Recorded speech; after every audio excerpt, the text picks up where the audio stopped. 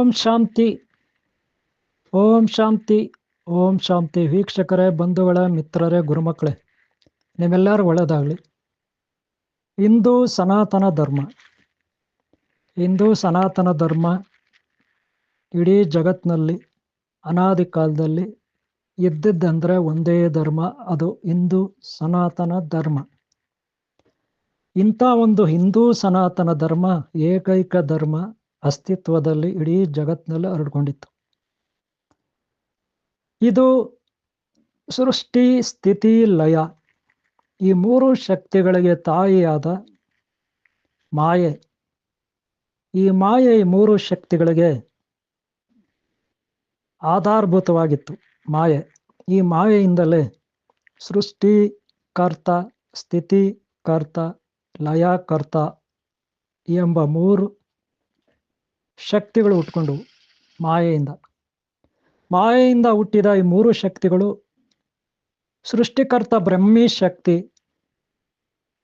ಈ ಜಗತ್ತನ್ನ, ಅಂದರೆ ಗ್ರಹಗಳು, ತಾರೆಗಳು, ಗಿಡ ಮರ ಬಳ್ಳಿ, ಪ್ರಾಣಿ ಪಕ್ಷಿಗಳು, ಬೆಟ್ಟ ಗುಡ್ಡ, ನದಿ ಸಾಗರ ಇವೆಲ್ಲವನ್ನು ಸೃಷ್ಟಿ ಮಾಡಿದ್ದು ಬ್ರಾಹ್ಮಿ ಶಕ್ತಿ ಅಥವಾ ಬ್ರಹ್ಮಶಕ್ತಿ, ಪರಬ್ರಹ್ಮಶಕ್ತಿ ಅಂತ ಕರಿತೀವಿ.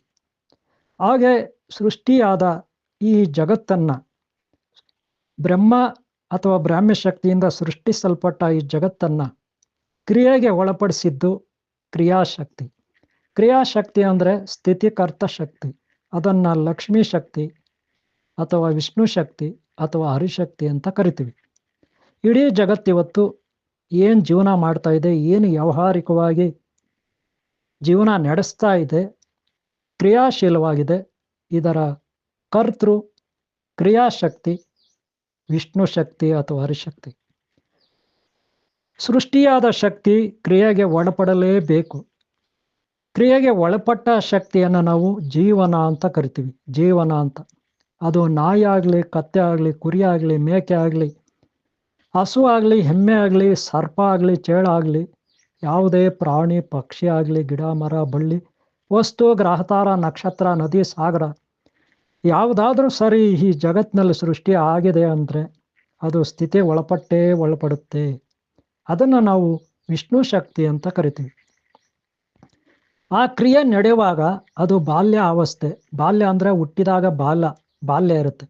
ಅನಂತರ ಯೌವನ ಅವಸ್ಥೆ. ಯೌವನ ಅಂದರೆ ಮಧ್ಯಮ ವಯಸ್ಸು. ಅನಂತರ ಅದು ಮುಪ್ಪು ಅಂದರೆ ವಯಸ್ಸಾಗುತ್ತೆ. ಅದಕ್ಕೆ ಲಾಸ್ಟಿಗೆ ಮುದಿ ಆಗುತ್ತೆ, ಲಾಸ್ಟಿಗೆ ಲಯ ಆಗುತ್ತೆ, ಅಂತ್ಯ ಆಗುತ್ತೆ, ನಿರ್ನಾಮ ಆಗುತ್ತೆ, ಅದೃಶ್ಯ ಆಗುತ್ತೆ. ಅದನ್ನು ಲಯಕಾರಕ ಶಕ್ತಿ, ಮಹಾದೇವ ರುದ್ರಶಕ್ತಿ, ಮಹಾಕಾಳಿ ಮಹಾಕಾಲೇಶ್ವರ ಶಕ್ತಿ ಅಂತ ಕರಿತೀವಿ. ಈ ಮೂರು ತ್ರಯೋಗುಣಗಳು ತ್ರಯೋಶಕ್ತಿಯಾಗಿ ಈ ಜಗತ್ತಿನಲ್ಲಿ ಕಾರ್ಯನಿರ್ವಹಿಸ್ತವೆ. ಇಂಥ ಒಂದು ಶಕ್ತಿಗಳಿಗೆ ತಾಯಿ ಮಾಯೆ, ಮಹಾಮಾಯೆ. ಆ ಮಾಯವು ಮಾಯೆ, ಆ ಮಾಯೆಯ ತಾಯಿ ಆ ಜಗನ್ಮಾತೆ ಆದಿಪರಾಶಕ್ತಿ. ಆಕೆನೇ ನವಶಕ್ತಿ ದುರ್ಗೆ, ನವಶಕ್ತಿ ನಾಗರ ದೇವತೆ, ಅಷ್ಟೈಶ್ವರ್ಯ ಮಾತೆ, ಆ ಜಗನ್ಮಾತೆ ಶ್ರೀದೇವಿ ಮಹಾಲಕ್ಷ್ಮಿ ಅಂತ ನಾವು ಕರಿತೀವಿ. ಆದಿಶಕ್ತಿ ಪರಾಶಕ್ತಿ ಓಂ ಶಕ್ತಿ ಮಾತೆ ಅಂತ ಆಕೆಯನ್ನು ಕರಿತೀವಿ. ಸಚ್ಚಿದಾನಂದ ಚಿನ್ಮಯ ಚಿದಾನಂದ ಸ್ವರೂಪ ಶಕ್ತಿ, ಅದನ್ನು ಮಹಾಮಾಯೆ ತಾಯಿ ಅಂತ ಕರಿತೀವಿ. ಸಚ್ಚಿದಾನಂದ ಸ್ವರೂಪನಾದಂಥ ಭಗವಂತ ಅಥವಾ ಭಗವತಿ ಅಂತ ಕರಿತೀವಿ. ಆ ಶಕ್ತಿಯನ್ನು ನಾವು ಹೆಣ್ಣು ಅಂತ ಹೇಳಲಿಕ್ಕಾಗಲ್ಲ, ಪುರುಷ ಅಂತ ಹೇಳಲಿಕ್ಕಾಗಲ್ಲ, ಸ್ತ್ರೀ ಅಂತ ಹೇಳಲಿಕ್ಕಾಗಲ್ಲ, ಅದು ಇದು ಅಂತ ಹೇಳಲಿಕ್ಕಾಗಲ್ಲ. ನಿರಾಕಾರ ಬ್ರಹ್ಮ, ಪರಬ್ರಹ್ಮ, ಸಚ್ಚಿದಾನಂದ ಚಿನ್ಮಯ ಚಿದಾನಂದ ಸ್ವರೂಪ, ಆನಂದಮಯ ಪರಬ್ರಹ್ಮ ಜ್ಯೋತಿ, ಶಾಶ್ವತವಾದ ಅಮರತ್ವ ಶಕ್ತಿ, ಮೃತ್ಯುಂಜಯ ಶಕ್ತಿ ಅಂತ ಆ ಶಕ್ತಿಯನ್ನು ಕರಿತೀವಿ. ಇದು ವೇದಾಂತದಲ್ಲಿ ಬರ್ತಕ್ಕಂಥ ಹಿಂದೂ ಧರ್ಮದ ಒಂದು ಮಹಾನ್ ಉನ್ನತ ಮಟ್ಟದ ಸಾರ. ಇದು ವೇದಾಂತದ ಪಂಚೀಕರಣ ಅಥವಾ ವೇದಾಂತ ಸಾರ ಅಥವಾ ವೇದಾಂತ ಜ್ಞಾನ. ಇದರಲ್ಲಿ ಕೇವಲ ಜ್ಞಾನ, ತುರಿಯ ಅವಸ್ಥೆ ಅಂತ ಇದನ್ನು ನಾವು ಕರಿತೀವಿ. ಇದು ಉನ್ನತ ಮಟ್ಟದ ಒಂದು ಜ್ಞಾನ ಆಗಿರುತ್ತೆ. ವೀಕ್ಷಕರೇ, ಅಭಿಮಾನಿಗಳೇ, ಗುರುಮಕ್ಕಳೇ, ಭಕ್ತರೇ, ನಿಮ್ಮೆಲ್ಲರಿಗೂ ಒಳ್ಳೆಯದಾಗಲಿ. ಈ ಒಂದು ಸಣ್ಣ ಮಾಹಿತಿ ಇವತ್ತು ಪರಬ್ರಹ್ಮ ಸೃಷ್ಟಿ ಬಗ್ಗೆ ನಾನು ತಿಳಿಸ್ಕೊಟ್ಟಿದ್ದೀನಿ. ಮುಂದೆ ತ್ರಿಮೂರ್ತಿಗಳು ಹಾಗೆ ಅವರಿಗೆ ಸಹಾಯ ಮಾಡ್ತಕ್ಕಂಥ 33 ಕೋಟಿ ದೇವತೆಗಳು ಅಥವಾ ನಾನಾ ರೀತಿಯ ದೇವತೆಗಳು ಈ ಜಗತ್ತನ್ನು ನಡೆಸ್ತಾರೆ. ಹಾಗೆ ಅವರ ಮಧ್ಯದಲ್ಲಿ ಸಾಕಷ್ಟು ಜೀವರಾಶಿಗಳ ಜೊತೆ ನಾವು ಕೂಡ ಇದ್ದೀವಿ. ಇಲ್ಲಿ ಏನು ನಡೀತಾ ಇದೆ ಏನಿಲ್ಲ ಅನ್ನೋದು ಎಲ್ಲವೂ ಗೊಂದಲವಾಗಿರುತ್ತೆ. ಗೊಂದಲದಲ್ಲಿ ನಾವು ಸದಾ ಬದುಕ್ತೀವಿ. ಎಲ್ಲವೂ ಅಡ್ಡಗೋಡೆ ಮೇಲೆ ದೀಪ ಇಟ್ಟಂತಂಗಿರುತ್ತೆ. ಅಡ್ಡಗೋಡೆ ಮೇಲೆ ದೀಪ ಇಟ್ಟಂತೆ ಇರುತ್ತೆ. ಎಲ್ಲವೂ ಗೊಂದಲಮಯವಾಗಿರುತ್ತೆ. ಇಲ್ಲಿ ನಾವು ಪಾಲನೆ ಮಾಡಬೇಕಾಗಿದ್ದು ಒಂದೇ, ಆಸೆಯೇ ದುಃಖದ ಮೂಲ, ಹಿಂಸೆಯೇ ಮಹಾಪಾಪ, ಅಹಿಂಸೆಯೇ ಮೋಕ್ಷಕ್ಕೆ ಮಾರ್ಗ, ಭಕ್ತಿ ಮತ್ತು ಧ್ಯಾನವೇ ನಿತ್ಯ ಸತ್ಯ. ಈ ಸತ್ಯವನ್ನು ನಾವು ಅರ್ಥ ಮಾಡಿಕೊಂಡು, ಸಾಕಷ್ಟು ಇಲ್ಲಿ ಗೊಂದಲಗಳಿರುತ್ತೆ, ಸಾಕಷ್ಟು ಕಷ್ಟ ಸುಖಗಳಿರುತ್ತೆ, ಸಮಸ್ಯೆಗಳಿರುತ್ತೆ. ಆದರೆ ನಮ್ಮ ಗುರಿ ಕೇವಲ 4 ತತ್ವಗಳಲ್ಲಿ ಸಾಗಬೇಕಾಗಿದೆ. ಅದೇ ಆಸೆಯ ದುಃಖದ ಮೂಲ, ಹಿಂಸೆಯೇ ಮಹಾಪಾಪ, ಅಹಿಂಸೆಯೇ ಮೋಕ್ಷಕ್ಕೆ ಮಾರ್ಗ, ಭಕ್ತಿ ಮತ್ತು ಧ್ಯಾನವೇ ನಿತ್ಯ ಸತ್ಯ.